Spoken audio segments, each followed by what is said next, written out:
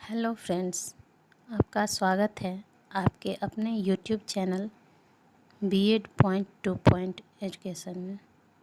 Friends, आज हम लोग EPC 3 के बारे में जानेंगे। इसके पहले ही हम EPC 1 और EPC 2 के बारे में जान चुके हैं। इन दोनों का ही वीडियो यहाँ पे अपलोडेड है, आप जाके चेक कर सकते हैं। तो आइए आज हम जानते हैं EPC 3 के बारे में। ये EPC का आखिरी पेपर है। तो EPC 3 को और क्या कहते हैं, इसका फुल फॉर्म होता है, मतलब फुल नेम है इस पेपर का, क्रिटिकल अंडरस्टैंडिंग ऑफ ICT। अब ICT किसे कहते हैं? तो इंफॉर्मेशन कम्युनिकेशन टेक्नोलॉजी। अर्थात इस पेपर के अंतर्गत हम टेक्नोलॉजी से रिलेटेड बातों के बारे में जानते हैं। तो फ्रेंड्स, टेक्नोलॉजी में सबसे पहले आजकल इंटरनेट का हम लोग बहुत प्रचलन है या फिर यूज भी करते हैं। तो हम जानेंगे कि इंटरनेट क्या है, व्हाट इज़ इंटरनेट। दोस्तों, मैं यह वीडियो हिंदी में आपको प्रोवाइड करवा रही हूँ, लेकिन मैं आपको सजेस्ट करूँगी कि अगर पॉसिबल हो तो आप लोग इंग्लिश में ही इसके बारे में जानिएगा। तो आइए जानते हैं इंटरनेट क्या है। इंटरनेट एक महाजाल है जो दुनिया का सबसे बड़ा और व्यस्तम कंप्यूटर नेटवर्क है। यह इंफॉर्मेशन टेक्नोलॉजी की आधुनिक प्रणाली है जो कम्युनिकेशन के मानक प्रोटोकॉल्स के माध्यम से संचारित होती है। इंटरनेट को हिंदी में अंतर्जाल कहते हैं। फ्रेंड्स, यही अंतर्जाल जो है कितना डिफ़िकल्ट वर्ड है, और सिंपली इंटरनेट ये सबको आता है। इसीलिए मैं आपको स्टार्टिंग में ही बोल रही थी कि अगर पॉसिबल हो तो आप इंग्लिश में ही इसको पढ़ने का कोशिश कीजिएगा। ये ज़्यादा टफ़ नहीं होता है इंग्लिश में। ये जो डेली यूज करने वाले चीज़ ज़्यादा टफ़ नहीं लगते हैं, इसलिए अंतर्जाल पढ़ने से ज़्यादा बेटर है कि हम इंटरनेट पढ़ें। अब आइए हम लोग जानते हैं कि इंटरनेट का उपयोग क्या है, इसका हम किस फील्ड में यूज करते हैं। तो फ्रेंड्स, इंटरनेट का उपयोग आजकल तो हर कोई करता है। एक तरह से देखा जाए तो इंटरनेट के बिना जीवन की कल्पना करना ही असंभव हो गया है, क्योंकि अभी आपको भी पता है कि डिजिटल इंडिया को बढ़ावा मिल रहा है, हर जगह डिजिटलाइजेशन हो रहा है, हर फील्ड को इंटरनेट से जोड़ दिया गया है। तो इसलिए हम इसके कुछ पॉइंट्स को जान लेते हैं कि कहाँ कहाँ इसका यूज किया जाता है। जैसा कि पहले के समय में था कि इंटरनेट का उपयोग कुछ वैज्ञानिक लोग ही करते थे। कुछ रिसर्च वगैरह करना होता था तो उन रिसर्च के लिए ही इंटरनेट का उपयोग किया जाता था। लेकिन अभी के समय में है कि यह इंटरनेट सभी के लिए आवश्यक हो गया हुआ है। अभी हमारे रोज़मर्रा के लगभग सारे कार्य इंटरनेट के माध्यम से ही होते हैं। हम घर बैठे बैठे ही सारे काम को कर लेते हैं। स्टार्टिंग में था इंटरनेट का काम सिर्फ सूचनाओं का आदान प्रदान करना, लेकिन अभी जैसे कि लॉकडाउन में आपने भी देखा है कि घर से बैठे ही बच्चों की पढ़ाई हो रही है, यहीं से हम शॉपिंग भी कर रहे हैं, कम्युनिकेशन कर रहे हैं। तो लगभग जीवन के हर फील्ड में ही इंटरनेट का उपयोग है। फ्रेंड्स, आप भी यहाँ बताइएगा कमेंट में कि जीवन के किस किस फील्ड में आपने इसका उपयोग किया है इंटरनेट का। तो एक दो एग्ज़ाम्पल आप भी बताइएगा, जैसे शिक्षा के क्षेत्र में हुआ, मनोरंजन हुआ, खेल भी है, तो बहुत सारे हैं। अब जैसे पॉइंट में कुछ होता है तो मैं यहाँ कुछ पॉइंट बता रही हूँ आपको। संप्रेषण अर्थात कम्युनिकेशन, यही हिंदी, इसीलिए मैंने कहा था कि हिंदी टफ होता है। कम्युनिकेशन एक दूसरे से बात करने के लिए हम यूज करते हैं। कुछ भी सर्च करना हो तो यूज कर लेते हैं। इंटरटेनमेंट के लिए करते हैं, शॉपिंग के लिए भी कर लेते हैं, एजुकेशन में भी करते हैं, और ई गवर्नेंस मीन्स जैसे कि राशन कार्ड वगैरह होता है ना, तो उसका यूज जहाँ भी सरकारी सेवाओं के लाभ के लिए इंटरनेट का यूज किया जाता है उसे ही ई गवर्नेंस कहा जाता है। तो ये सब कुछ पॉइंट्स दिए हुए हैं, और इनके अलावे भी अगर आपके ध्यान में कुछ हो तो आप कमेंट में बताइएगा। अब हम जानते हैं कि इंटरनेट का क्या फ़ायदा है। फ्रेंड्स, जितने भी चीज़ हैं ना, उन हर चीज़ का अगर फ़ायदा है तो उसका नुकसान भी होता है। तो अभी हम पहले जानते हैं कि इंटरनेट का फ़ायदा क्या है, एडवांटेजेज ऑफ इंटरनेट। तो सबसे पहले हम इसके एडवांटेज को देखते हैं। तो आपको क्या लगता है फ्रेंड्स कि क्या क्या इसके एडवांटेज हो सकते हैं? अच्छा, चलिए मैं आपको बताती हूँ इसका क्या क्या एडवांटेज है। आजकल हम पैसा निकालते हैं ना एटीएम से, वो भी इंटरनेट का ही यूज है। सोशल साइट का यूज करते हैं, फेसबुक, व्हाट्सएप ये वगैरह आप चलाते हैं, ये भी इंटरनेट के थ्रू ही होता है। आपका आधार कार्ड, पैन कार्ड ये सब जो बनाते हैं, ये भी इंटरनेट का ही फ़ायदा है। अगर इंटरनेट नहीं हो तो हम ये सब काम नहीं कर पाएंगे।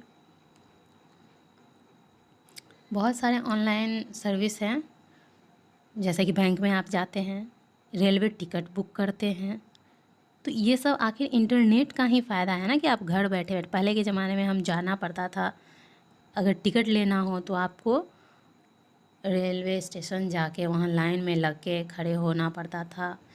बैंक में भी जाना है, लाइन में लगिए तब जाके आपको पैसा मिलेगा। अभी गए एटीएम में जाते हैं, वहाँ से तुरंत पैसा ओटीपी डाला, अपना पिन कोड है वो डाला और पैसा निकल जाता है। तो यही सारे फ़ायदे हैं इंटरनेट के। इनके अलावे भी और बहुत सारे फ़ायदे हैं फ्रेंड्स, आप वो सब भी लिख सकते हैं खुद से भी। यहाँ कुछ एक दो मैं आपको बता रही हूँ, नहीं तो ये वीडियो और भी ज़्यादा लंबा हो जाएगा। अभी जैसे देख लीजिए, किसी का बिल पेमेंट करना हो, बिजली बिल करते हैं आप, पानी का बिल करते हैं, घर से बैठे बैठे कार बुक हो जाता है, होटल की बुकिंग हो जाती है। अभी यही लॉकडाउन में देख लीजिए, कॉलेजेज में एडमिशन होना था, वो भी ऑनलाइन ही हो गया।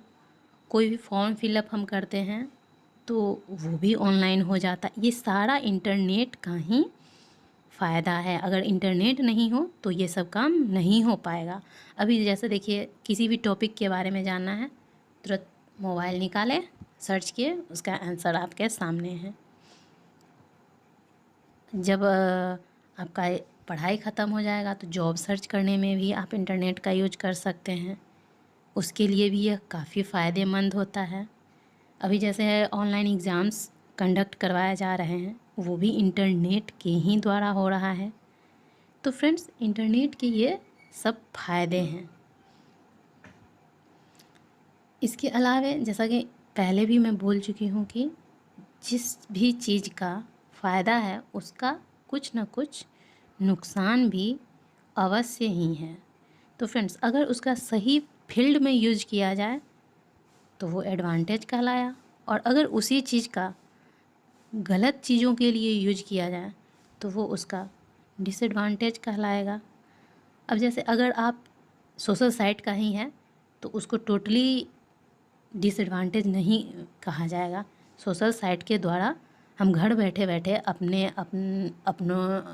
का, अपने रिश्तेदार दोस्तों का हाल चाल जान लेते हैं, तो ये एडवांटेज है। लेकिन अगर हम उस पर घंटों तक अपना समय बर्बाद करते हैं तो ये उसका डिसएडवांटेज कहलाएगा।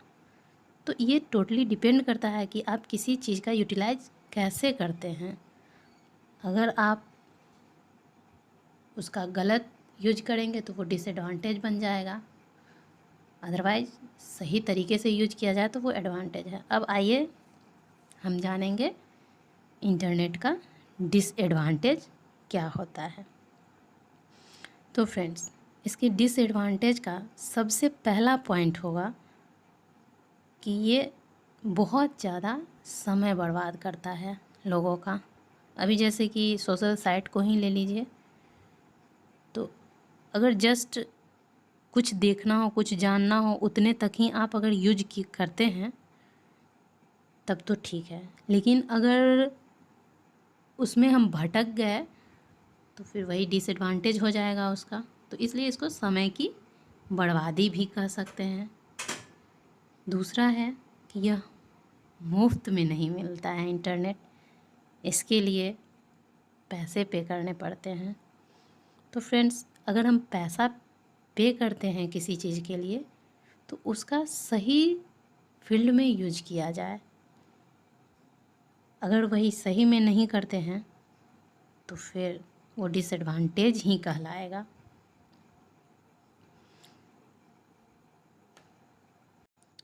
इसका नेक्स्ट डिसएडवांटेज है cyber fraud. Friends, cyber fraud आजकल आप देखते होंगे कि मोबाइल पे मैसेजेस आते हैं ना कि आप ये इंस्टॉल कर लेंगे तो आपको इतना पैसा मिलेगा। तो यही सब साइबर फ्रॉड ऐसे ही किया जाता है। जैसे कि आपसे हमेशा आपको एक मैसेज आता है बैंक की तरफ से कि कोई आपका पिन मांगे तो पिन नहीं देना है एटीएम का, तो प्राइवेसी को भी इससे नुकसान हो रहा है। और सबसे बड़ा वायरस अटैक। वायरस एक ऐसा चीज़ है जिसके द्वारा आपके कंप्यूटर, मोबाइल फ़ोन तथा अन्य इंटरनेट युक्त डिवाइस को अपने कब्जे में ले लिया जाता है और इसके लिए वायरस अटैक करके आपका जो भी डाटा होगा उसको नष्ट कर दिया जाता है। इसलिए नेक्स्ट है विश्वसनीयता का अभाव। इंटरनेट पर कोई भी अपनी जानकारी शेयर कर सकता है और वीडियो बनाकर यूट्यूब पर अपलोड करके रातों रात स्टार बनना आसान है, मगर यही आज़ादी और सुलभता इंटरनेट को कचरे का ढेर बना रही है। इसलिए विश्वसनीयता की कमी इंटरनेट पर खलती है और हर इंटरनेट स्रोत पर विश्वास नहीं किया जा सकता है। नेक्स्ट डिसएडवांटेज है विविधता लेकिन एक्सेस नहीं। अर्थात इंटरनेट दुनिया भर के लोगों को साझा मंच उपलब्ध करा रहा है, इसलिए हर क्षेत्र और भाषा में जानकारी का भंडार उपलब्ध हो गया है, मगर इस जानकारी तक पहुंच कराने वाले टूल अर्थात सर्च इंजन लोगों की सोच को नियंत्रित कर रहे हैं और उन्हें उनकी रुचि तथा पसंद की जानकारी खुद उपलब्ध करवाने की कोशिश कर रहे हैं। यह एक हद तक ही संभव है। तो फ्रेंड्स, यहाँ हमारा EPC 3 का यूनिट 1 इंटरनेट ख़त्म होता है। अब नेक्स्ट यूनिट के लिए मैं फिर से वीडियो लेके आऊँगी। तब तक thanks for watching and please like, share and subscribe this channel. और आपको जिस भी टॉपिक के बारे में जानना हो आप प्लीज़ कमेंट बॉक्स में बताएं, तभी मैं कोशिश करूँगी कि आपके हर प्रॉब्लम को सॉल्व कर सकूं। Thank you.